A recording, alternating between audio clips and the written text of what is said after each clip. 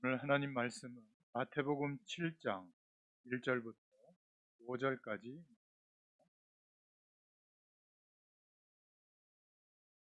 마태복음 7장 1절부터 5절까지 한 목소리로 같이 읽습니다. 비판을 받지 아니하려거든 비판하지 말라. 너희가 비판하는 그 비판으로 너희가 비판을 받을 것이요 너희가 헤아리는 그 헤아림으로 너희가 헤아림을 받을 것이니라. 어찌하여 형제의 눈 속에 있는 티는 보고 내 눈 속에 있는 들보는 깨닫지 못하느냐? 보라, 내 눈 속에 들보가 있는데 어찌하여 형제에게 말하기를 나로 내 눈 속에 있는 티를 빼게 하라 하겠느냐? 외식하는 자여, 먼저 내 눈 속에서 들보를 빼어라. 그 후에야 밝히 보고 형제의 눈 속에서 피를 빼리라. 오늘 말씀의 제목은 말을 통한 축복과 저주. 지난 한 주일 동안에도 우리를 하나님께서 인도해 주시고, 우리는 연약하지만, 우리는 부족하지만 하나님의 완전한 축복과 은혜로 역사하신 줄로 주시길 바랍니다. 우리는 대부분 우리의 형편이 나아지고 문제가 전혀 없고 막 다른 사람에게 자랑할 만한 많은 일들이 우리에게 이루어져야만 하나님이 함께 하신다고 느끼는데요. 그때는 그렇게 느끼겠죠. 그러나 어떤 절망스러운 일이 있더라도 분명히 성령으로 하나님은 우리와 함께 하셔서 그때는 잘 모르지만 지나고 보면 하나님의 인도하심이었다는 것을 깨닫게 될 줄로 믿습니다. 하나님께서 우리에게 오늘 말씀하시는 그의 음성이 여러분에게 들려질 수 있기를 축원합니다. 오늘 이 말씀이 선포되어진 현장은 어떤 현장이었냐면 나라가 무너졌어요. 로마에 완전히 점령당하고 또 유대인들 중에 헤롯 임금은 백성들을 위하는 임금이 아니었어요. 또 바리새인과 서기관과 제사장들은 기득권을 가지고 자기들의 배만 불렸고요. 많은 백성들이 거의 다 노예 생활을 했고 소장농으로 살았기 때문에 매일매일 입에 풀칠하는 게 어려워. 의사의 도움을 받지도 못했기 때문에 병들어 있고 또 들려 있는 그런 어려움 때문에 고통당하는 사람들로 가득 찼습니다. 그러니까 모든 사람들이 메시아를 기다리고 있었어요. 이들이 기다렸던 메시아는 정치적 메시아예요. 자기들의 문제를 해결해주고 문제를 없애주고 모든 나라를 정복하고 유대인의 나라를 최고의 나라라 세울 그런 왕을 기다렸거든요. 그런데 예수님이 이 땅에 오셨지만 자기들이 기대했던 예수님의 모습이 아니었던 거예요. 자기들이 좌지우지할 만큼 약하게 보였고 십자가형을 모함을 해서 언도했는데 십자가에서 거예요. 그러니까 예수님을 그리스도로 생각할 수가 없는 것이죠. 여러분, 진짜 성경이 말하고 있는 인간의 문제는 어떤 것인가? 우리가 알고 있는 그런 문제들 그 이전에 근본적인 문제가 우리에게 시작된 거예요. 마치 물과 함께 있던 물고기가 물을 떠나 있는 순간 숨이 오는 것처럼 인간은 우리가 보는 모습처럼 먹고 사는 그런 존재가 아닙니다. 영원한 생명을 가지고 영원한 하나님과 함께 하도록 창조되어졌거든요. 그런데 성경이 그렇게 말하고 있는데 하나님을 떠나서 생명하게 됩니다. 첫사람 아담과 하와가 하나님의 약속을 어기고 다른 길이 있는 것처럼 그래서 뱀의 형상 속에 들어가서 속였던 사단이 제시하는 그 속삭임에 동의하게 된 것입니다. 선악과 약속을 얻게 된 겁니다. 그게 뭐 그렇게 대단하냐? 컵은 기계적으로 창조되고 만든 겁니다. 여기에는 생명이 없어요. 그래서 선택할 자유가 없어요. 모든 하나님이 창조한 피조물들은 기계적으로 창조됐는데 인간만은 인격적으로 창조해 주시고 하나님과 함께하는 영원한 축복을 선택할 수도 있고 거절할 수 있도록, 그래야 그 가치를 알 거 아니겠어요. 컵은 본인이 이렇게, 본인이라는 말에서 미안하지만 존재하는 가치를 컵은 알 수가 없잖아요. 기계적 창조기 때문에. 하나님이 우리를 창조하신 것은 인격적으로 창조하셔서 하나님의 그 영원한 축복을 알 수도 있고 누릴 수도 있도록 선택하게 하신 것이 약속이에요. 사랑해 주신 것. 그런데 그 약속을 지켜야 할 인간이 하나님의 약속을 어긴 겁니다. 이게 뭐 그렇게 대단하냐? 약속을 어기면 정령. 그래서 아담과 하와가 영원한 생명을 잃어버리고 죄와 사망의 법 아래서 살게 된 겁니다. 그때 이후로 출생하는 모든 인류는 내가 지은 죄가 아닌데 태어나 보니까 하나님을 알 수 없는 상태로, 영원한 생명이 없는 상태로 출생해서 살아가고 있는 거예요. 이게 뭐가 그렇게 중요할까요? 물을 떠나 있는 물고기와 물과 분리되어 있는 겁니다. 영원한 생명을 가져야만 영원한 하나님을 알 수 있는데, 우리의 노력으로 그 어떤 열심으로도 영원한 생명을 회복시킬 수가 없는 거예요. 이게 바로 인간의 근본적인 문제예요. 그래서 오는 문제가 몸의 문제도 있고 환경의 문제도 있고 여러 가지 고질적인 문제도 찾아오는 겁니다. 성경이 말하고 있는 원죄, 모든 사람이 태어날 때부터 가지고 태어나는 죄인데 멸망이 올 수밖에 없는, 우리는 시간을 만들어낼 수가 없잖아요. 그렇죠? 언젠가는 죽는 인생의 시간이 있는데 그 안에서 삽니다. 그런데 대부분의 사람들이 행복을 만들어낼 수 있고 또 성공을 만들어낼 수 있고 우리의 문제를 해결할 수 있다고 생각해서 최선을 다합니다. 그것은 좋은 것이지만 운명을 바꾸지를.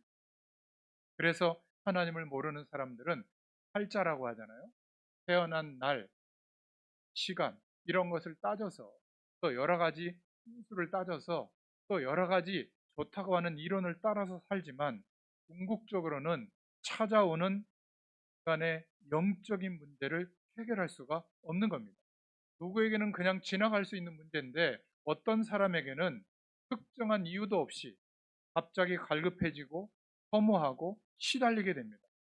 그래서 정말 솔직하고 진실한 사람은 종교에 집착하거나 무속에 집착하거나 어떤 영적 현상에 집착할 수밖에 없는 거예요.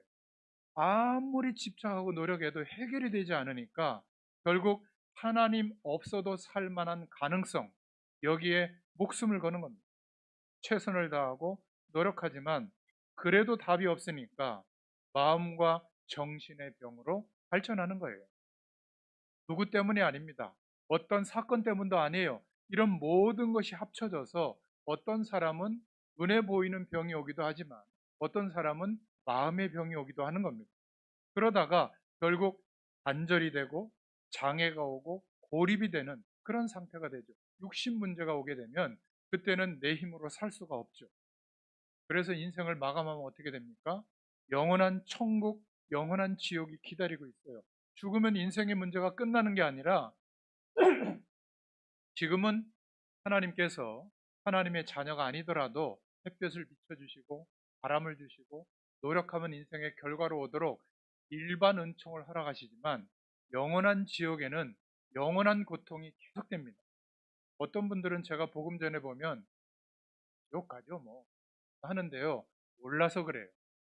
너무너무 고통스러운 저주가 영원히 계속되는 것이 지옥이에요. 이게 기다리고 있는 겁니다. 죽어서 끝나는 문제가 아니에요. 또 죽고 난 뒤에 자녀에게는 우리도 모르는 살아왔던 운명과 같은 문제가 계속 되풀이 되는 겁니다. 여기에서 빠져나올 길이 있다면 하나님께서 예수님을 이 땅에 보내지 않았겠죠. 열심을 다하고 종교에 귀의하고 최고의 지식과 선행을 가지고 살아도 이 근본적인 문제로부터 오는 인생의 문제는 해결받을 수가 없는 겁니다. 여러분, 종교적으로 열심히 사는 사람, 그분들은 진실한 사람들이에요. 왜냐하면 내 인생의 노력이 내게 답이 안 된다고 생각하기 때문에 뭔가 종교적 방법에 열심을 내는 거거든요. 교회도 마찬가지입니다. 교회를 종교로만 생각한다면 특별한 노력을, 특별한 기도를, 특별한 종교 행위를 계속하겠죠. 그것은 무속인에게 찾아가서 특별한 무속 행위를 하는 것과 같은 거예요. 예수 믿는 것은 믿음인 줄로 믿습니다. 무엇을 믿는 거죠? 우리 인생의 이런 근본적인 문제로부터 시작되는 인생의 스케줄이 우리의 노력으로 해결되지 않기 때문에 하나님이 주신 유일한 방법, 메시아를 보내겠다. 수천 년 동안 예언되어진 대로 말씀이 육신이 되어 아들의 격으로 오신 하나님, 성부 하나님, 성자 예수님, 성령 하나님, 그 성자 예수님으로 이 땅에 오셔서 우리와 똑같은 육신의 몸을 입고 오시는데 어떻게 오셨죠?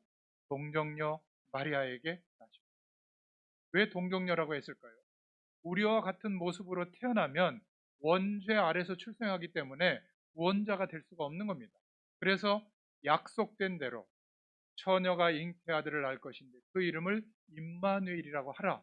우리와 함께 하시는 축복이 이루어지게 하시는 분입니다. 그래서 예수님이 오셨는데 동정녀 마리아에게 나시고, 아까 예배할 때 사도신경으로 고백할 때 사도들이 했던 그 고백을 우리도 고백하면서 그런 신앙의 전통에 우리도 있습니다. 고백했잖아요. 동정녀 마리아에게 나시고, 그분만, 예수님만 메시아일 수 있는 겁니다. 그 메시아라는 단어가 히브리어인데 신약의 언어는 헬라어거든요. 번역된 단어가 그리스도예요. 그래서 예수님이 메시아십니다. 예수님이 그리스도십니다. 그래서 예수 그리스도라고 말하는 겁니다. 예수님이 하신 십자가에서 죽으시고 부활하신 그 일 때문에 우리도 예수님과 함께 죽고 예수님과 함께 다시 태어나는, 그때는 영원한 생명으로 거듭나는 축복의 길이 열리게 된 줄로 믿습니다. 새벽기도 한 1년쯤 하면 이 축복의 길이 열리는 게 아니고요. 헌금을 많이 하면 이 축복의 길이 열리는 게 아니고요. 기도를 막 5시간, 7시간 해야 이 축복의 길이 열리는 게 아니고, 예수님이 그리스도의 일을 하셨구나, 나를 위해서 죽으시고 부활하심으로 나에게 죄와 저주의 배경 가운데 사는 이 인생의 문제가 끝나지 않는데, 예수님을 그리스도로 믿고 내 마음의 구주로 영접하는 순간 영원한 생명이 회복되어지고, 그 즉시 하나님께서 거룩한 영으로, 성령으로 우리 안에 찾아오셔서 함께 하시는 인생으로 변화되어지는 줄로 믿습니다. 이것을 구원이라고 해요. 오늘 저와 함께 기도하겠습니다. 예수님을 나의 구주로, 나의 그리스도로 영접한 분이 계시지 않다면 저를 따라서 기도하시고, 이미 예수님을 나의 구주로 영접하신 분은 나의 주인으로 고백하는 마음으로 눈을 감고 저를 따라서 한번 같이 큰 소리로 기도합니다. 살아계신 하나님, 감사합니다. 소리로 하세요.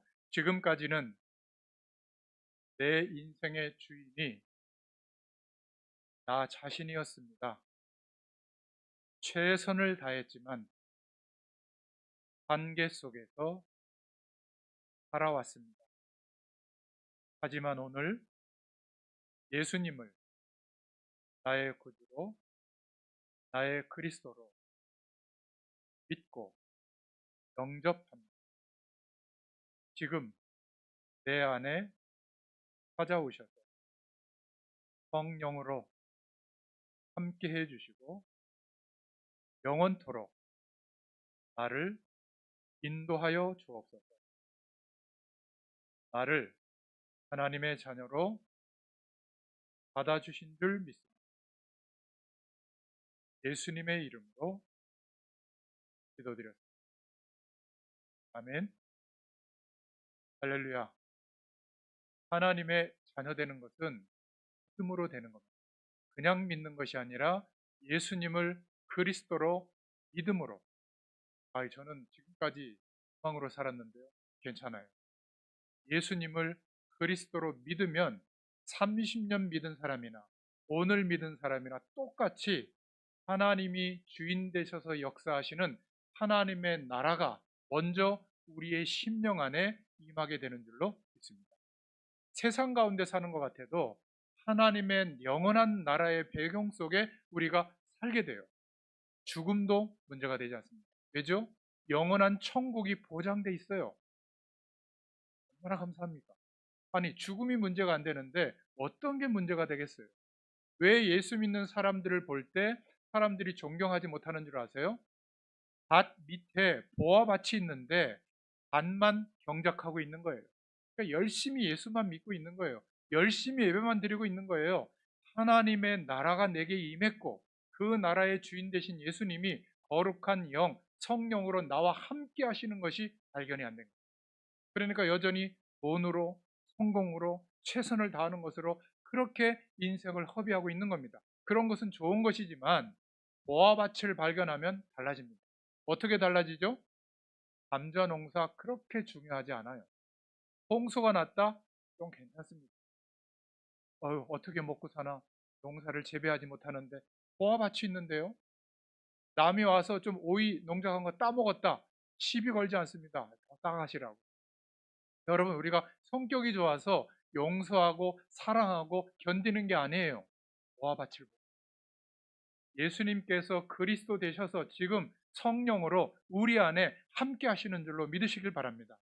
하나님 나라의 왕이신 주님이 우리 안에 임하셨기 때문에 우리의 심령이 하나님 나라의 배경 속에 있는 거예요. 그럼 우리가 이 땅을 사는 목적이 달라집니다. 일하는 목적이 달라져요. 그냥 최선을 다하는 게 아니라 우리 인생을 들여서 최선을 다하게 돼요. 왜죠? 하나님의 영광이 나타나는 일이니까. 먹고 사는 일 정도가 아니에요. 자녀를 키우는 것도 마찬가지입니다. 자녀가 잘 되고 성공하는 게 목적이 아니라 우리 자녀에게도 하나님께 영광이 되는 인생이 되도록 보아밭이 발견되도록 그것을 위해서 기도하고 돕는 거예요. 하나님은 모세의 인생을 80년을 고생하게 해서 결국은 하나님이 함께하는 축복을 알게 만드시는 분이에요. 좋은 응답도 주시고 문제도 주시고 다 합쳐서 하나님의 영원한 축복을 알게 하시는 줄로 믿습니다. 그런데 이거는 비밀이에요. 왜 비밀이죠? 믿음이 회복된 자만 알 수 있는 축복이에요. 보아밭은 발견한 사람만 누릴 수가 있어요. 그렇지 않습니까? 하나님이 우리와 함께 하시는 축복이 여러분이 기도할 때마다 예배할 때마다 믿어질 수 있는 은혜를 하나님께서 여러분에게 허락하시기를 축원합니다. 그래서 이 마태복음은 이 축복이 발견되도록 예수님께서 그 앞에 있는 유대인들과 바리새인들과 제자들에게 말씀하고 있는 내용이 마태복음이에요. 그 중에 오늘 7장의 말씀은 말에 대한 중요성을 말씀하고 있는 겁니다. 그래서 오늘 첫 번째로 붙잡을 기도 제목은 우리의 참된 관심에 따라 응답이 좌우된다는 사실입니다. 후보 뒷면에 보면 오늘 말씀의 내용을 요약해 놨거든요. 그걸 보면서 필요하면 메모하시기를 바랍니다. 우리의 진정한 관심이 어디에 있느냐에 따라서 잠깐은 몰라요. 10년, 20년, 30년을 살아보면 우리의 삶의 내용이 형성이 되게 돼 있어요.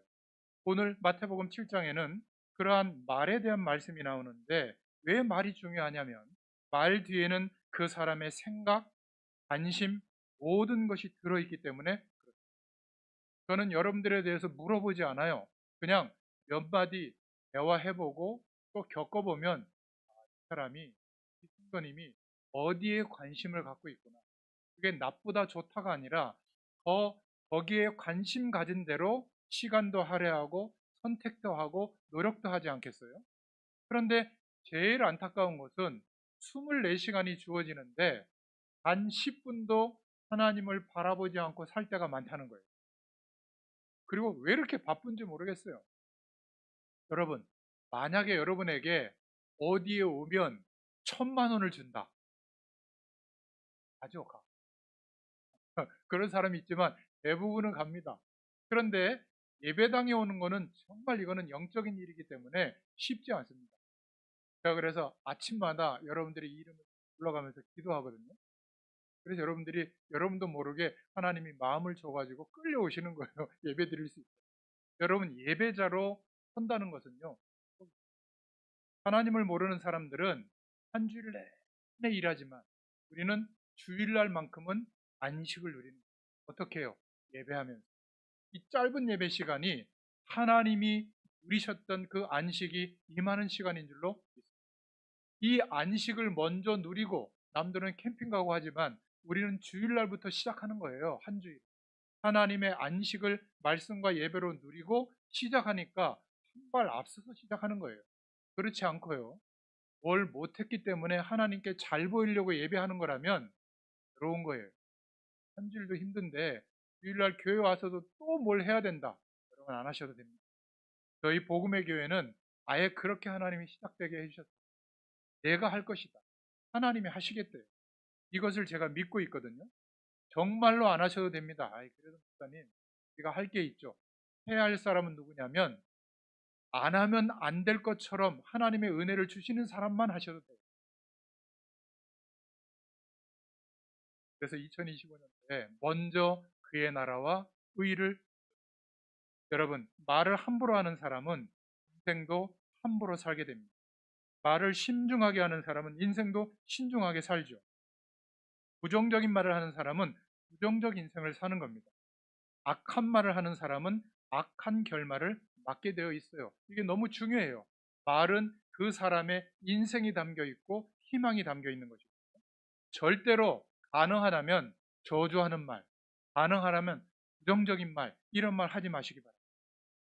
우리가 문제를 바라볼 때도요, 하나님이 허락하셨다고 믿으셔야 돼요. 어떤 일도. 그렇다면 그 속에 하나님의 계획이 발견됩니다. 우리는 굉장히 끝이라고 생각했지만 드디어 하나님이 역사하실 시간이 온 거예요. 이렇게 믿으시길 바랍니다. 신앙생활과 기도에서 가장 중요한 것이 말이에요. 말 이전에 우리의 생각과 지식과 인생의 모든 것이 거기에 담겨 있는 것이 말로 나오는 것이기 때문에 수십 년 지난 후에 그 사람의 기도와 말대로 삶의 결과가 오게 되는 것을 저는 보고 있어요. 그래서 성경 구절을 꼭 기억하시고 이번 주에 계속 읽으면서 묵상해 보시기 바랍니다. 베드로전서 3장 8절부터 12절, 오늘 본문 마태복음 7장 1절부터 5절의 말씀은 너무 중요하다. 저는 이렇게 생각돼요. 특히 마태복음 7장 1절부터 5절 말씀은 예수님이 직접 말씀하셨거든요. 우리 기도 응답하고 관계되기 때문에 그렇습니다. 하나님은 우리의 말과 생각을 하나도 빠뜨리지 않으시고 기억하세요. 안 좋게 기억하시는 게 아니라 우리가 뭘 소원하는지를 알고 기억하고 계세요. 내 시간표에 따라 막 응답하시는 게 아니라 하나님이 모든 민족을 구원하시고 나를 구원의 축복으로 인도하시는 시간의 계획을 따라 그때그때 응답하시기 때문에 나하고는 좀 핀트가 안 맞는 것 같아도 오랜 시간 하나님을 바라보면 결국은 알게 돼요. 하나님이 인도하시는 게 맞구나. 우리가 누군가를 위해서 중보로 계속 기도하잖아요. 그때는 모릅니다. 시간이 지날수록 중보 기도한 대로 하나님은 더 크게 역사하시는 줄로 믿습니다. 그런데 늘 거짓말하거나 늘 분을 내거나 이런 사람은 사단과 관련이 있습니다. 사단의 어떤 속임수와 그 영향에 놓여 있다고 볼 수가 있어요. 에베소서 4장 20절 27절에 보니까 하나님을 따라 의와 진리의 거룩함으로 지으심을 받은 새 사람을 입으라 24절에, 그리고 25절부터 27절에 그런즉 거짓을 버리고 각각 그 이웃과 더불어 참된 것을 말하라. 이는 우리가 서로 지체가 됩니다. 분을 내면 죄를 짓지 말며 해가 짓도록 분을 품지 말고 마귀에게 틈을 주지 말라. 분을 내거나 거짓말한다는 것은 마귀로 하여금 우리를 속일 수 있는 틈을 주는 거기 때문에 그렇게 하지 말라고 하죠. 구원받은 하나님의 사람은 하나님의 성령이 함께 계시기 때문에 지속적으로 쓰임 받을 수 있도록 말을 조심하게 되어 있어요. 베드로전서 3장 9절에 보면 마지막으로 말하노니 너희가 다 마음을 같이하여 채우라며 형제를 사랑하며 불쌍히 여기며 겸손하며 이렇게 말씀하고 있습니다. 그리고 악을 악으로 욕을 욕으로 갚지 말고 도리어 복을 빌라. 이를 위하여 너희가 부르심을 입었으니 이는 복을 유업으로 받게 하려 함이라. 분명히 말씀하고 있습니다. 이것 때문에 부름을 받았고 복을 주기 위함이다. 단순한 복이 아니라 하나님이 말씀으로 약속한 그 복을 유업으로 받게 하려 함이니라. 더 중요한 말씀이 10절에 나와 있는데요. 베드로전서 3장 10절에 생명을 사랑하고 좋은 날 보기를 원하는 자는 혀를 금하여 악한 말을 그치며 그 입술로 괴후를 말하지 말고 그랬습니다. 좋은 날 보기를 원하는 자는 혀를 금하여. 아니, 목사님, 그러면 이상하게 행동하고 나한테 악행을 하는 사람들은 어떻게 하면 될까요? 그런 질문을 할 수 있잖아요. 베드로전서 3장 12절에 답이 나옵니다. 주의 눈은 의인을 향하시고 그의 귀는 저의 간구에 기울이시되 그의 낯은 악행하는 자들을 향하시느니라. 하나님께서 동시에 보고 계신다 그 말이에요. 우리가 그 악행을 하는 사람을 직접 손볼 이유가 없어요. 하나님이 아십니다. 그래서 두 번째 큰 기도 제목은, 첫 번째는 우리의 관심이 어디에 있느냐에 따라서 하나님이 허락하시는 응답이 낮아진다 기억하시고요. 두 번째는 비판받지 않으려면 비판하지 말라 이렇게 말씀하고 있죠. 기도 응답을 받고 하나님의 참된 축복을 받는 데는 이 부분이 중요한 역할을 하는데, 자꾸 남을 비판하는 사람은 결과적으로는 내 유익 때문에 그래요. 그 사람이 잘 되도록 알려주려고 하는 말은 아닌 것 같아요. 자세히 보면. 그렇지 않습니까? 우리가 자녀들에게도 막 잔소리하는 거는 내가 못 견뎌서 그래요. 내가 마음에 안 차니까. 그 자녀를 위해서라면 어떻게 하죠? 사랑해줘야죠. 그리고 진짜 문제라면 우리가 하나님의 백성은 하나님께 맡기고 기도하잖아요. 이것이 중요한 답이 되는 것도 있습니다. 여러분, 또 자꾸 비판하는 사람은 사실은 남을 공격해서 해치려고 하는 목적 때문에 하는 겁니다. 또 생각이 짧기 때문에 그런 것이고, 또 성품이 아주 못돼서 그래요. 그리고 사단에 의해서 시험에 걸려들었기 때문에 그거를 못 참는 겁니다. 알고 보면 실패하는 그런 모든 내용 중에 출발이 바로 비판하는 이런 말들, 이런 것에 기인하고 있습니다. 여러분들이 기도를 많이 해도 이 부분을 절대 놓치지 마시길 바랍니다. 그러면 어떻게 하라는 말인가? 베드로전서 3장 9절에 보면 악을 악으로 욕을 욕으로 갚지 말고 도리어 복을 빌라. 그렇게 될 때 이는 복을 유업으로 받게 하려 함이라. 이게 우리가 살아가면서 구원받은 자가 행동해야 될 중요한 내용이에요. 믿었으니까 괜찮아. 마음대로 살아도 돼. 그렇지 않습니다. 너무너무 중요한 제자로서 살아가야 될 중요한 말씀을 하고 계시는 거예요. 신앙생활 하는데 정말 악한 사람도 있습니다. 살아보면 또 이상한 사람도 있어요. 문제를 일으키는 사람도 있고 이 말 저 말도 일어나게 되어 있습니다. 그러나 그런 일들 때문에 사단의 함정에 빠지지 말라는 거예요. 어떻게 하면 사단의 함정에 빠지지 않을 수 있죠? 용서해 주라는. 그게 사단이 쳐놓은 함정에 안 빠지는 길이에요. 내 힘으로는 용서하기가 어려워요. 그래서 성령의 도우심을 구하면 하나님이 힘을 주세요. 우리의 인격은 부족해도 하나님이 용서할 수 있는 마음과 힘을 주시는 겁니다. 그래서 기도하는 사람은, 기도는 뭘 막 비는 게 아닙니다. 하나님이 나와 함께 하시는 것을 인정하고 그리고 하나님께 구하는 거예요. 여러분, 우리가 성인이 되면 그렇지 않지만 지금 결혼하고 출가한 자녀들이 엄마한테 와가지고 엄마 제가 용돈이 필요한데요. 이게 있어요. 근데 어릴 때는 우리 엄마나 우리 아빠에게 말하면 줄 것이다. 해결해 주실 거다 믿고 모든 것을 다 말하잖아요. 그게 맞아요. 그게 의지하는 거예요. 그게 기도입니다. 뭘 내놓으라고 막 기도하는 게 아니라 하나님께서 성령으로 나와 함께 하시는 것이 인정되니까 물어봐야 될 거 아니에요? 구해야 될 거 아니에요? 그게 기도예요. 기도는 너무 힘든 게 아니라 너무 편한 거예요. 함께 하시는 하나님이 사실이라면 하나님은 역사해 주십니다. 우리가 잘못 구해도 좀 틀리게 구해도 바르게 응답해 주시는 하나님이신 줄로 믿으시길 바랍니다. 그런데 사단은 용서하지 못하게 하는 거예요. 그때는 사단의 속임수에 걸려들게 되는 거죠. 여러분, 아무리 현실에서 막 이렇게 그런 마음을 가지려고 해도 이상한 사람, 문제를 일으키는 사람을 보면 막 답답하고요. 좀 용서하는 태도를 취하면 내가 지는 것 같고 막 그래요. 그렇지 않습니까? 저는 인격이 별로 안 좋아가지고 언제 그게 나타나면 한두 번은 참는데 세 번, 네 번째 똑같이 그렇게 하면 막 저도 폭발해요. 제일 미안한 게 제 집사람 사모님인데, 아니 성도님들한테는 정말 괜찮다고 그러고 그러는데 왜 나한테는 그렇게 안 해요? 그렇게 아차 싶은데 그게 잘 안 돼요. 여러분, 그런데요, 지나가 보면 용서하는 사람이 이기지 않습니다. 좀 허용하는 사람, 좀 내가 손해를 보더라도 용납하는 사람, 이 사람이 짧게는 몰라요. 지는 것 같은데 인생의 시간이 지나가면 결국 이기게 될 줄로. 여러분, 절대로 그러한 어려움이 올 때 사람과의 문제 속에서 사단에게 속지 마시기를 축원합니다. 이 부분이 너무너무 중요해요. 기도는 많이 하는데 사람에 대해서는 막 행동하고 막 말한다면 속게 되는 것이죠.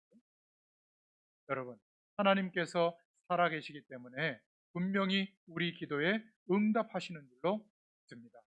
주의 눈은 의인을 향하시고 그의 귀는 저의 간구에 귀 기울이시되 주의 낯은 악행하는 자들을 향하신 베드로전서 3장 12절에 말씀하고 있죠. 하나님이 살아계셔서 우리의 생명을 주관하고 계신다고 하면 정말 우리는 생각과 말을 바르게 해야 될 줄로 믿습니다. 답답할 때가 많죠. 그러나 기도할 수 있기를 바랍니다. 그냥 기도가 아니라 함께 계시는 주님을 인정하고 주님께 기도하세요. 하나님은 우리에게 그래서 부족을 주시거나 특별한 어떤 주문을 주시거나 특별한 어떤 형상을 줘가지고 거기다 빌게 하지 않았어요. 딱 하나, 기도의 권세를 주셨는데 예수 이름을 주신 거예요. 그래서 우리가 기도를 다 하고 마지막에 누구의 이름으로 기도하죠? 예수님의 이름으로 기도합니다. 근데 그 이름이 선포할 때마다 만물이 복종하는 이름이에요. 하나님의 이름이에요. 예수님의 이름. 예수님의 이름으로 기도할 때마다 저주의 세력들이 벌벌벌 떠는 이름이에요. 여러분 몰라서 그렇지 큰 소리로 안 해도 됩니다. 이래도요 저주의 세력은 떠나가게 될 줄로. 이 위력을 여러분들이 잘 몰라서 그래요. 저는 경험하고 있잖아요. 여러분을 위해서 기도하고 있거든요. 제가 어떨 때는 약간 주일 아침에 시간에 쫓겨갖고 기도 못할 때가 있거든요. 정말 안 나오시더라고요. 몇 명 안 되는 성도니까 그 몇 명이 안 나오면요 휑합니다. 예배 드릴 때. 오늘은 더 간절히 기도해요. 이유가 있어가지고 하나님이 역사하시는 걸 저는 매주 보고 있습니다. 여러분, 그래서 답답할 때가 많겠지만 하나님께 기도할 수 있기를 바랍니다. 사람에게 호소하지 마시고요. 술에 의지하지 마시고 또 돌아다녀 봐야 피곤만 합니다. 결국 혼자 정신 차리고 보면 또 힘들거든요. 그때 하나님께 기도합니다. 하나님은 어떤 것도 다 수용해 주십니다. 어떤 것도 정리해서 하나님의 응답을 우리에게 허락해 주십니다. 사도행전 12장 1절부터 25절에 초대교회에 어떤 일이 있었냐면 야고보 사도가 죽게 된 거예요. 헤롯 임금이 막 핍박해가지고. 또 교회 대표 베드로 사도를 잡아서 옥에 가둔 겁니다. 이때 모인 초대교회 성도들이 간절히 하나님께 기도했어요. 그때 하나님이 천사를 보내가지고 감옥에 있던 베드로의 쇠사슬이 풀어지게 되고 감옥 문이 열리게 되고 감옥에서 나오게 된 겁니다. 더 희한한 일이 벌어졌는데 그 대단한 권세를 가졌던 헤롯 임금이 벌레 한 마리를 천사가 보내가지고 벌레가 뇌 속에 들어가서 충이 먹어서 죽은지라 이렇게 성경은 말하고 있습니다. 여러분, 우리 인생의 그 어떤 문제도 하나님은 알고 계십니다. 그리고 하나님은 해결할 수 있는 능력이 있습니다. 그렇다면 그것을 믿고 견디고요. 그것을 믿고 기다리고 그것을 믿고 의사의 도움도 받고 그것을 믿고 선생님의 도움도 받고 그것을 믿고 사람의 도움도 받는 것이지 하나님이 함께 하시는 것은 온데간데 없고 내게 와 있는 어려움과 문제만 해결해 준다고 믿고 있으면 그거는 샤머니즘이에요. 그렇죠? 그러면 귀신에게 가서도 빌고 다른 종교에 가서도 빌고 하나님께서도 와서도 빌고 센 신을 믿겠다 이거 아니겠어요? 그게 바로 종교입니다. 기독교는 종교로 분류하지만 기독교는 생명이에요. 하나님의 생명. 그래서 어린아이가 기도해도 똑같이 목회자와 기도하는 능력이 나타나는 것이 기도예요. 그래서 우리는 주문이 없는 거예요. 우리는 이상한 토닥거리 같은 것이 없는 거예요. 그냥 조용히 예수님의 이름으로 말씀의 약속을 붙잡고 기도하기만 하면 이 축복이 하나님의 자녀가 아닐 때는 잘 몰랐지만 이제 하나님의 예수님을 그리스도로 믿고 영접함으로 하나님의 자녀가 됐다면 하나님이 너무 기뻐가지고요. 처음 예수님 믿고 하나님의 자녀가 되면 막 응답을 막 보여주세요. 그동안 몰랐던 하나님의 응답을. 저 같은 사람에게는 막 안 보여줘요. 왜? 그런 막 보여주는 응답이 없어도 믿음이 흔들리지 않거든요. 말씀이 있고 기도할 수 있기 때문에. 그런데 초신자들에게는 아직 믿음이 어리잖아요. 어린아이한테 야 이거 먹을 거 가지고 유혹하잖아요. 이거 줄 테니까 좀 잘해? 그럼 하잖아요. 하나님도 그래요. 이게 육신적인 응답이라고 보면 됩니다. 오히려 초대교인들은 순교하는 시간이 왔는데 100% 순교하는 것을 자원해서 그 자리에 들어갔어요. 순교했습니다. 왜죠? 하나님의 영광을 경험했기 때문에 육신의 문제가 끝나도 끝이 아니라는 것을 봤던 거예요. 우리가 어린아이와 같은 신앙에서 예수 믿고 영접했기 때문에 끝난 게 아니라 장성한 믿음의 분량까지 자랄 수 있기를 축원합니다. 그러면 그 한 사람의 인생을 통해서 너와 너의 후대를 통하여 민족과 열방이 이 복을 얻도록 하겠다. 창세기 12장 1절부터 3절에 복의 근원의 축복이 나타나게 될 줄로 믿습니다. 여러분, 그래서 마태복음 7장 1절부터 5절을 읽어보면 경쟁자를 비판하면서 시작하는 사람은 이미 진 거예요. 왜 진 거죠? 하나님이 함께하고 계시다는 축복을 모르고 있기 때문에. 그 비판에서 내가 좀 높아지면 그게 성공입니까? 사람을 볼 때 저는 그런 것들을 조금 보게 되는 것 같아요. 많은 사람을 진짜 이해하고 기도하고 도와주는 사람이 있어요. 이런 사람들의 특징을 보면 전부 복음을 가지고 있는 사람들이에요. 여러분, 교회를 다닌다고 복음을 가지고 있는 것은 아닙니다. 그건 그냥 종교 중에 하나로 선택해서 종교적 열심에 치중하고 있을 뿐이지 옛 사람이 죽지 않았기 때문에 여전히 그 성품을 가지고 살고 있거든요. 그런데 예수님과 함께 죽고 예수님과 함께 거듭난 새 생명의 은혜를 입은 사람은 옛 사람의 사고방식과 체질로 살 수가 없어요. 왜죠? 하나님이 함께 하시는 것을 알고 있기 때문에 어떻게 그렇게 살겠습니까? 불가능해요.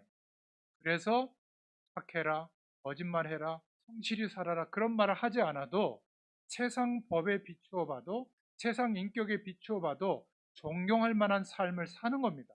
인격이 바뀐 게 아니에요. 여러분 인격은 똑같아요. 그런데 하나님의 축복을 경험해 보니까 시시해서 안 하는 겁니다. 그렇죠? 영원한 생명의 축복이 내게 임했다면 이제는 견딜 수 있는 거예요. 이제는 참을 수 있는 거예요. 어떨 때는 우리가 열심히 도전해서 극복할 수가 있는 거예요. 하나님이 주시는 힘이 있기 때문에. 할렐루야. 여러분 자리에서 머물러 있지 말고 문제와 어려움에 머물러 있지 말고 하나님이 함께 하시는 역사를 체험하고 누릴 수 있기를 바랍니다. 여러분 이것은요 실제예요. 내게 이것이 실제가 되도록 하나님은 인도하시는 줄로 믿습니다. 마태복음 5장, 6장, 7장은 기도의 결론이에요. 여러분 그래서 모든 것을 양보하라 예수님 말씀하셨거든요. 불가능합니다. 그런데 오와 밭을 발견한 사람, 하나님이 함께하는 축복을 정말 발견한 사람은 양보할 수 있어요. 왜? 별거 아니거든요. 영의 내 자리, 내게 돌아오는 시선들, 또 여러 가지 육신적인 어떤 행복해지는 조건들, 그거 좀 없으면 어떻습니까? 그렇죠? 하나님은 또 허락하실 수 있는데 또 반대로 없어도 불편할 뿐이지 살아가는데 지장은 없어요. 그렇지 않아요? 조금 저렴한 거 먹고 저렴한 옷 입고 저렴한 데서 살면 돼요. 그렇다고 해서 하나님의 나라의 배경이 누려지는데 제한이 있느냐? 없어요. 에어컨 틀어도 시원하고 선풍기 틀어도 시원합니다. 조금 차이가 있을 뿐이지. 그렇다고 해서 이런 것 때문에 하나님의 영광이 우리에게 임하는데 장애가 있냐? 없어요. 여러분 생각 바꾸시길 바랍니다. 그게 뭐죠? 마태복음 5장의 내용이에요. 너희가 복이라고 생각하는 게 뭐였냐? 이게 복이다. 8가지 복을 말씀하셨잖아요. 너희들이 기도하는데 그런 기도 말고 내가 알려주는 기도의 내용을 갖고 해라. 그게 주기도문이에요. 마태복음 6장에 살펴봤잖아요. 7장은 뭡니까? 자세를 바꿔라. 말하는 거, 남을 판단하는 거, 그런 기준을 바꿔라. 그러면 하나님이 역사하는 응답을 누리게 될 겁니다. 속지 말아야 될 줄로 오늘 말씀을 그냥 지나갈 수도 있지만 제일 주의해야 되는 부분이 사람을 사귈 때도 성도의 교제가 있을 때도 중요하게 생각해야 됩니다. 여러분, 그래서 기도하고 있으면 하나님이 역사하시기 때문에 이기게 되어 있거든요. 오늘 마태복음 7장의 내용과 베드로전서 3장의 부분을 이해하지 못하면 그리스도의 제자가 되기는 어렵습니다. 왜냐하면 그런 사람을 제자로 현장에 일을 맡겨놓으면 어느 날 그냥 상황과 문제에 따라서 무너지게 되기 때문에 그렇습니다. 여러분, 우리가 조금 기도하고 있으면 여호와의 눈은, 여호와의 낯은, 여호와의 귀는 모든 사람들을 향하고 있기 때문에 하나님의 시간표를 따라 역사하시는 줄로 믿으시기 바랍니다. 어느 날 하나님의 역사가 나타나게 되어 있어요. 그래서 남을 비난하지 마세요. 남을 비판하지 마세요. 이 비판하고 비난하지 말라는 말은 분석하지 말라는 말이 아니에요. 비난하지 마라. 좋고 나쁜 것을 구분하지 말라, 그런 뜻이 아니에요. 비난하지 말라는 겁니다. 이것은 아무것도 아닌 것처럼 보이지만 기도 응답에 오늘 너무 중요한 예수님의 말씀이에요. 그래서 세 번째로 베드로전서 3장 10절에 보면 오히려 기도하고 도와주라는 거예요. 생명을 사랑하고 좋은 날 보기를 원하는 자는 혀를 금해라. 그러면 진짜 나쁜 사람은 어떻게 해야 되겠습니까? 그 사람도 도와줘라. 육신적으로는 도와주고 기다려주고 그 사람을 위해서 영적으로는 기도해줘라. 그러면 하나님께서 우리에게 응답을 주실 것이라고 말씀하고 있는 겁니다. 그래서 여러분들 이렇게 교회 안에서 만났을 때, 믿음의 사람들과 만났을 때는 꼭 세 가지를 가지고 이야기를 하세요. 내가 한 주일 동안에 하나님이 주신 기도 응답 받은 것을 가지고 서로 이야기해 보세요. 믿음이 자랍니다. 나는 저 사람보다 영적으로 뛰어난데 저 사람은 못하고 있구나 판단하고 그냥 기도 응답 받은 거 그거를 서로 고백해 보시고, 또 하나님의 말씀을 내가 받고 깨달았는데 그 말씀이 내 삶 속에 지난 한 주일 동안에 이런 위기와 어려움 가운데 어떻게 성취됐는가, 이것을 서로 간증해 보세요. 믿음이 자랍니다. 그리고 각각 전도 현장에서 일어났던 생명이 돌아오는 역사를 간증해 보세요. 하나님의 은혜를 받은 사람을 만나보면 이 사람은 하나님의 은혜를 자기도 모르게 자꾸 얘기하거든요. 여러분, 누군가 만나보면 자꾸 어디 투자하면 뭐 돈 번다 그러고, 왜 그런 줄 아세요? 그거 맨날 보고 있어서 그래요. 그러니까 그 사람을 따라가면 결국 사기당합니다. 우리는 우리도 모르게 내 속에서 나오는 이야기 있잖아요. 그게 나예요. 제일 수준 높은 포럼이 내 속에 나도 모르게 하나님의 은혜를 고백하는 거예요. 저는 지금 일부러 설교하잖아요. 근데 저하고 같이 만나서, 이거는 이제 우리 정교인 수련회를 다음 주 15, 16에 가는데 가셔서 그때는 뭐 시내가에도 들어가고 맛있는 음식도 먹고 할 텐데 그때 나누는 대화에 나오는 게 진짜 저예요. 그때 막 돈 얘기하고 그때 막 사람들 판단하는 얘기, 그러면 그게 접니다. 그때도 하나님의 은혜를 제가 저도 모르게 얘기하고 있다면 그게 저거든요. 여러분, 여러분도 모르게 한 주일의 삶이 하나님과 함께하는 축복 속에서 살고 있으면 그냥 얘기가 나와요. 어떻게 얘기가 나오죠? 하나님이 준비하신 일 괜찮아요. 지금부터 해도 돼요. 괜찮아요. 지금 기도하면 됩니다. 이렇게 믿음의 말을 하지, 겉봐라, 나 얘기하지 않았니? 예배 안 드려서 그렇다.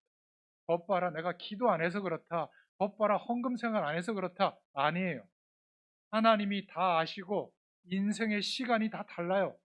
오늘 하나님이 각자에게 최고의 은혜로 역사하신다는 것을 믿으시면 돼요. 전에 이거 몰랐을 때는요, 왜 이렇게 안 변할까? 성도들을 바라보면서. 이게 잘못된 시각이었어요.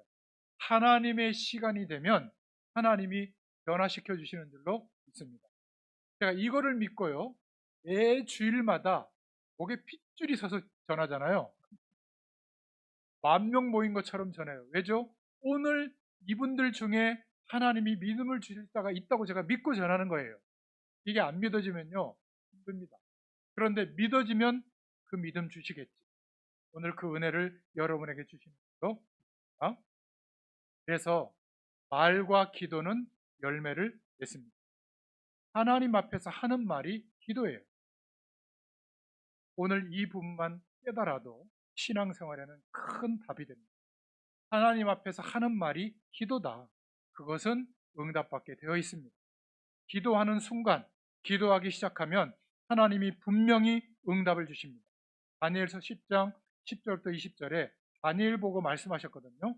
내가 겸비하게 엎드리기 시작한 첫날부터 여호와께서 나를 보내셨느니라. 천사가 와서 그런 얘기를 했어요. 계시록 8장에도 보면 여러분이 기도하기 시작하면 벌써 하나님은 문을 여시는 줄로 믿습니다. 정말 기도의 힘을 아는 사람은 사사로운 이익에 연연해하지 않습니다. 하나님은 우리의 말, 우리의 생각을 중요시 여긴다는 거 기억할 수 있기를 축원합니다. 하나님은 분명히 우리가 가진 말과 기도한 대로 응답해 주십니다. 남을 비난하는 것을 하나님은 기뻐하지 않으세요. 하나님께서는 남을 막 비난하고 어렵게 만드는 사람을 축복하시지 않습니다. 저는 알고 있어요. 많은 사람들을 보잖아요. 그렇구나. 여러분이 참고 기도하고 다른 사람을 용서하고 기도하고 기다리고 있다면 하나님은 틀림없이 하나님의 복을 주실 줄로 믿습니다. 저는 그 과정들은 잘 모르겠지만 여기에 대한 확신이 있어요. 봤고요.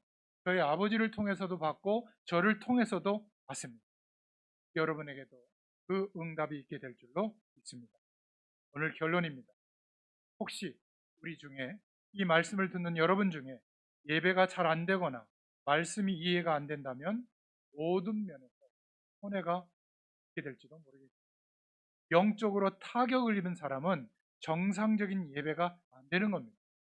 다른 무속 배경에 심취해 있거나 제사 문화에 심취해 있거나 아니면 특별한 종교적 방법에 심취해 있었다면 영적 세력에 장악돼 있었던 그런 상태였던 그런 거란 말이죠. 그런 사람은 정상적인 예배보다는 무슨 영적 현상이 체험되는 것 같은 그런 특별한 엑스타시 같은 그런 경험이 오는 그런 예배만 기다릴 거예요. 그러면 정상적으로 말씀을 듣고 정상적으로 예배하는 예배가 싱거워질 거예요. 그럼 어디로 갈까요? 이상한 영적 현상이 체험되어지는 더 깊은 곳으로 막 가게 되거든요. 그러다가 불건전 신비주의 집단하고 만나게 되면 큰 문제가 오는 겁니다. 어떤 사람은 재산도 거기다 다 넣고 직장도 다니지 않고 집도 나오고 막 그렇게 되는 거예요. 여러분, 그래서 우리가 제대로 된 참된 복음의 말씀을 해줘야 되는 거예요. 그때 안 듣더라도. 그래야 영적으로 어려움이 올 때 참된 복음을 따라오게 되거든요. 우리가 우리만 알고 있다면 그거는 직무유기예요. 오늘 하나님께서 저와 여러분에게 하시는 말씀이 들려지기를 축원합니다. 말씀 이외의 것으로 은혜를 보충하려고 하다가 결국 극단적 신비주의에 빠지게 되는 거죠. 영적 문제가 와 있으면 스트레스가 심하다거나 뭔가 보이지 않는 세력에 장악되는 것 같은 느낌이 온다거나 이러면요, 제일 먼저 말씀이 안 들어와요. 그러다 보니까 자꾸 이상한 말씀을 따라가요. 그냥 상식적으로 들어보면 이상한데 그게 자기한테 맞는 것처럼 속는 그 속임수에 걸려들게 되거든요. 그러니까 말씀을 이상하게 하는데 거기에 자기는 은혜 받는 거예요. 다른 음성을 듣는 거죠. 결국 잘 분간하지 못하고 결정적으로는 내 의식이 거기에 사로잡히게 될 때 사람이 나빠서가 아니라 귀신의 세력이 딱 잡게 됩니다. 결과적으로. 여러분, 게임을 해도요, 적당히 해야지 몇 날 며칠 일주일 동안 그냥 이상한 약 먹고 잠도 안 자고 게임하잖아요. 막바지에는 귀신에게 사로잡힙니다. 운동도 적당히 해야죠. 마지막에는 그 운동을 통해 가지고 중독되는 걸 넘어서게 되면 뭔가 이상한 거 느끼거든요. 그때 귀신의 세력에 사로잡혀요. 귀신의 통로는 다양한 거예요. 그렇기 때문에 귀신이 아니라 영적인 병이 발병될 때는 언제냐면 귀신의 세력이 내 의지를 장악할 때예요. 이거는 조금만 이해하면 됩니다. 그럼 언제 해방되어지죠? 의사의 도움도 받고 약물의 도움도 받으면서 정상적인 상태가 와서 내 의지로 하나님의 말씀을 복음적으로 깨닫고 붙잡으면 저주의 세력은 틈타지 못하게 되는 겁니다. 이거는 형식적으로 이해해야 되는데 자꾸 특별한 신앙 행위에 몰두하다 보면 더 이상해지는 거예요. 여러분, 이것은 정상적인 사람은 잘 몰라요. 그런데 영적인 어려움을 경험한 사람은 굉장히 예민하게 듣고, 여러분, 이미도 그 축복 속에 우리가 은혜 속에 회복된 줄로 믿으시길 바랍니다. 그래서 두 번째 결론, 말씀과 기도에 완전 승리할 수 있기를 바랍니다. 이 말은 열심히 말씀 붙잡고 열심히 기도하라는 말이 아니에요. 딱 하나만 믿으세요. 하나님이 예수 그리스도를 믿는 나에게 거룩한 영, 성령으로 지금 함께하고 계신다. 이거 믿으시기 바랍니다. 그리고 말씀을 봐요. 그리고 기도해야 돼요. 많게 하거나 적게 하거나 똑같은 결과가 와요. 하나님이 역사해 주실 줄로 믿습니다. 자, 그러면 자신에게 하는 말도 중요해요. 끝났어. 난 틀렸어. 아이, 나는 되는 일이 없어. 아니에요. 그것은 잠언서 6장 2절을 기억하시기 바랍니다. 내 입의 말로 내가 얽혔으며 내 입의 말로 인하여 잡히게 되었느니라. 우리의 생각, 우리의 인생관, 우리의 기준이 거기에 있다면 나도 모르게 잡히게 되는 거예요. 사단은 부추깁니다. 아니다, 나는 하나님의 자녀다. 나는 이렇게 살다가 끝날지라도 하나님의 영원한 축복은 포기할 수 없다. 더 구하시기 바랍니다. 그러면요, 더 놀라운 일이 벌어져요. 우리 복음의 교회가 이렇게 작은 것 같잖아요. 저는 그렇게 보지 않습니다. 이 믿음의 회복이 된 사람 한 사람이 세워지면 땅끝까지 우리 교회를 통해서 세계 복음화의 일이 일어날 줄로 믿으시길 바랍니다. 저는 믿고 있어요. 그래서 제가 11월 달에 아프리카 갑니다. 가서 이 믿음을 조금이나마 전달해 줄 때 아프리카 10개국에 이 일이 번질 거를 믿고 인도받고 있거든요. 여러분도 마찬가지예요. 언제 여러분의 인생을 넘어서서 하나님이 여러분을 통해서 역사하는 걸 볼까요? 믿음입니다. 그것도 어려운 믿음이 아니에요. 예수님을 그리스도로 믿는 그 믿음이 있다면 하나님께서 성령으로 함께하는 인생으로 바뀌었다. 그때부터는 어떤 것도 문제가 되지 않을 줄로 믿습니다. 말은 그 사람의 인생이에요. 자기 영혼의 표현입니다. 그래서 지금부터 될 수 있으면 부정적인 말, 하나님이 안 계신 것처럼 판단하고 이야기하는 말, 그런 것을 하지 마시기를 바랍니다. 그런 말을 했더라도 돌이켜서 말씀 붙잡고 기도하세요. 농담이라도 꼭 죽고 싶다고 하는 사람은 그 인생은 계속 실패가 오는 거예요. 말에는 뇌와 사상에 영향을 주는 기능이 있어요. 우리 말은 우리 영혼에 영향을 주기 때문에 굉장히 중요합니다. 가능하면 축복하고 좋은 말을 쓰시고 그렇게 할 수 있기를 바랍니다. 다른 사람의 잘못이 보이면 조금 이해해 주세요. 나는 얼마나 그렇게 대단하다고. 하나님이 볼 때는 다 거기서 거기입니다. 조금 이해해 주시고 용납할 수 있기를 바랍니다. 내 감정이 너무 올라와서 안 될 때는 하나님께 기도하세요. 하나님, 내 감정을 다스려라. 신기한 것은요, 이뻐 보이지는 않지만 그럴 수 있는 이런 상태가 되더라고요. 기도할 수 있기를 바랍니다. 그래서 세 번째로, 말 중에 가장 중요한 것이 우리의 입술로 고백되어지는 기도예요. 여러분이 기도하는 말은 하나님께서 한마디도 놓치지 않습니다. 그래서 오늘 중요한 말씀을 주님께서는 기도의 결론으로 주신 거예요. 비판하지 마라.